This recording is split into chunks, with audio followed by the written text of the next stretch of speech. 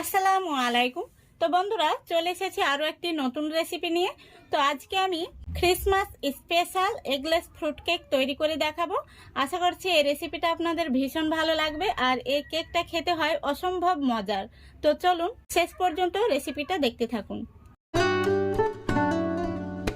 দেখুন, এখানে আজকে আমি ফ্রুট কেক তৈরি করার জন্য কিছু ড্রাই ফ্রুট নিয়েছি। এখানে আমি কাজু, কিশমিশ আর চেরি নিয়েছি। আর দেখুন, এখানে আমি একটি কমলা লেবু নিয়েছি। তো আজকের এই কেকটা কিন্তু আমি ডিম ছাড়া তৈরি করে দেখাবো, আপনারা যে কেউ বানিয়ে নিতে পারবেন। তো প্রথম থেকে শেষ পর্যন্ত অবশ্যই রেসিপিটা দেখবেন। দেখুন, প্রথমে আমি কমলা লেবুটা খুব ভালো করে ছাড়িয়ে নিচ্ছি।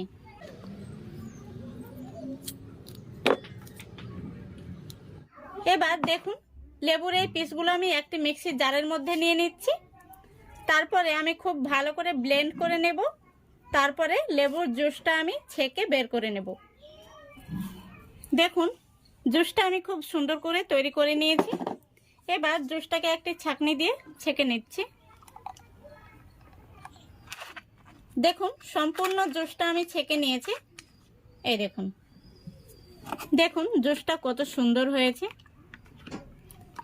এবার এই জুসের মধ্যে আমি দিয়ে দিচ্ছি এই চেরিগুলো, দিয়ে দিচ্ছি কিশমিশ, দিয়ে দিচ্ছি কাজু,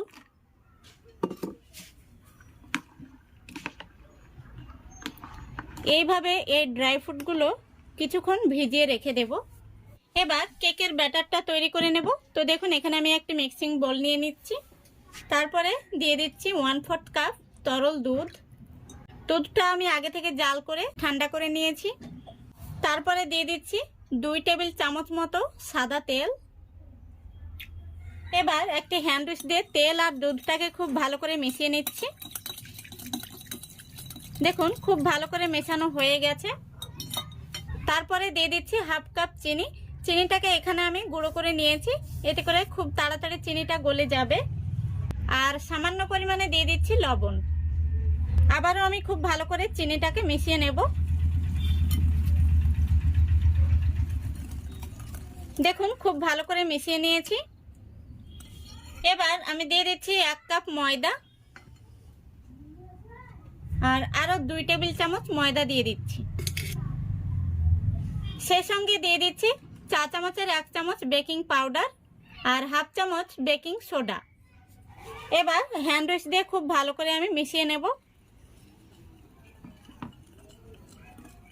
দেখুন, এই পর্যায়ে আমি কমলা লেবুর রসটা দিয়ে দিচ্ছি কিছুটা। এখনো কিন্তু অনেকটাই রসটা রয়েছে। তো এর মধ্যে আমি যদি দুধ ব্যবহার করতাম, তাহলে কমলা লেবুর রসটা দিলে ব্যাটারটা অনেকটাই পাতলা হয়ে যেত। তাই আমি প্রথমে রসটা কিছুটা দিয়ে দিলাম। এবার এখানে আমি কিছুটা দুধ ব্যবহার করব। তো দেখুন, এখানে আমি 1/4 কাপ তরল দুধ নিয়েছি। দুধটা একসঙ্গে পুরোটা দেব না, এখানে আমি অর্ধেক দুধ দিলাম, লাগলে পরে আবার দেব। তো এইভাবে আমি অল্প অল্প দুধ দেব আর মিশিয়ে নেব। দেখুন, খুব ভালো করে মিশিয়ে নিয়েছি, ব্যাটারটি এই পর্যায়ে রয়েছে। এবার আমি যে কমলা লেবুর রসটাতে ড্রাই ফ্রুটগুলো ভিজিয়ে রেখেছিলাম সেগুলো দিয়ে দিচ্ছি। এবার খুব ভালো করে আবারও আমি মিশিয়ে নিচ্ছি।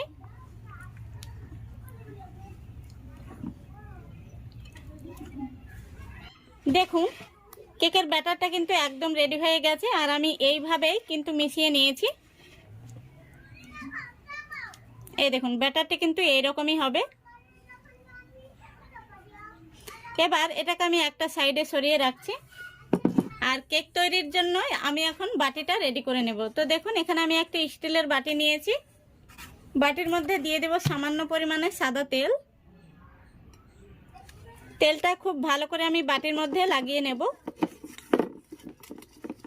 দেখুন, খুব ভালো করে বাটির মধ্যে তেলটা লাগিয়ে নিয়েছি। এবার এই বাটির মাপ করে আমি একটি সাদা কাগজ কেটে নিয়েছি। দেখুন, এই কাগজটা বসিয়ে দিচ্ছি।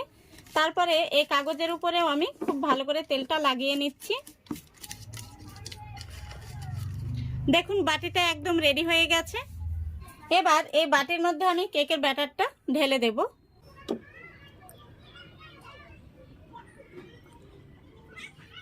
দেখুন সম্পূর্ণ ব্যাটারটা আমি ঢেলে নিয়েছি। এবার একটু ট্যাপ করে নিচ্ছি এইভাবে, যাতে ভেতরে বাতাস থাকলে বাতাসটা বেরিয়ে যায়। এবার উপর থেকে আমি কিছু ড্রাই ফ্রুট দিয়ে দিচ্ছি, এতে করে কেকটা দেখতে ভালো লাগবে আর খেতেও কিন্তু দারুণ মজার হবে। দেখুন খুব সুন্দরভাবে আমি সাজিয়ে নিয়েছি। তো বন্ধুরা, আজকের কেকটা আমি প্রেসার কুকারে বানাবো। তো দেখুন আমি প্রেসার কুকারটা গ্যাসের উপর বসিয়ে দিয়েছি। এবার গ্যাসটা আমি অন করে দিচ্ছি। তো গ্যাসটা আমি অন করে দিয়েছি। প্রেসার কুকারের ভেতরে আমি একটি বাটির খাপ দিয়ে দিচ্ছি। দেখুন আপনারা যে কোনো ধরনের স্ট্যান্ড ব্যবহার করতে পারেন। এবার এই বাটির খাপের উপর আমি কেকের বাটিটা বসিয়ে দিচ্ছি।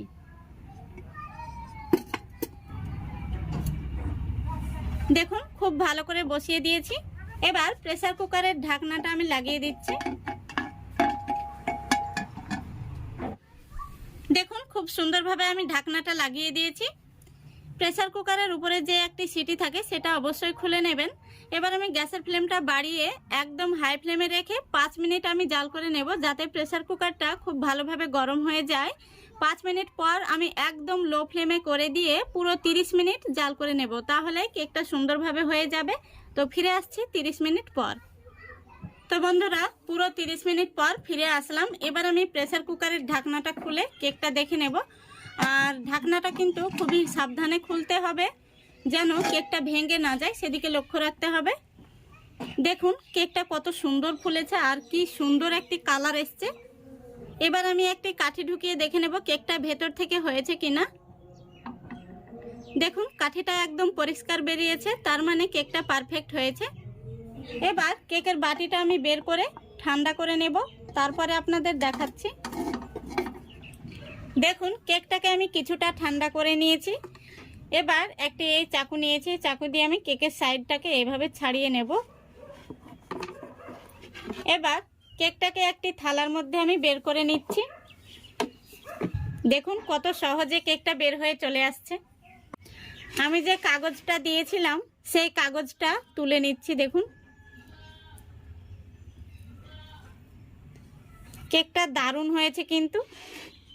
তো ডিম ছাড়া যে এত সুন্দর ফ্রুট কেক বানানো যায়, আপনারা সত্যি না বানালে বিশ্বাস করবেন না। তো বন্ধুরা, কেকটা আমি আপনাদের কেটেও দেখিয়ে দিচ্ছি ভেতর থেকে কেমন হয়েছে। তো দোকান থেকে কেক না কিনে কিন্তু আপনারা বাড়িতেই খুব সহজে ফ্রুট কেক বানিয়ে নিতে পারবেন। এই দেখুন, আশা করি দেখতে পাচ্ছেন। দেখুন কেকটা কতটা জালিদার হয়েছে। ডিম ছাড়াও যে এত সুন্দর ফ্রুট কেক বানানো যায়, আপনারা না বানালে বিশ্বাস করতেই পারবেন না। দেখুন কতটা স্পঞ্জি হয়েছে, দারুণ হয়েছে। আশা করছি আজকের এই রেসিপিটা আপনাদের ভালো লেগেছে। ভালো লাগলে অবশ্যই লাইক কমেন্ট শেয়ার করে দেবেন এবং চ্যানেলটিকে সাবস্ক্রাইব করে অল নোটিফিকেশানটি অন করে সঙ্গে থাকবেন। দেখুন সম্পূর্ণ কেকটা আমি কেটে নিয়েছি আর দেখতে কত সুন্দর হয়েছে। তো আজকের মতো এখানেই বিদায় নিচ্ছি। সবাই ভালো থাকবেন, সুস্থ থাকবেন। খোদা হাফেজ।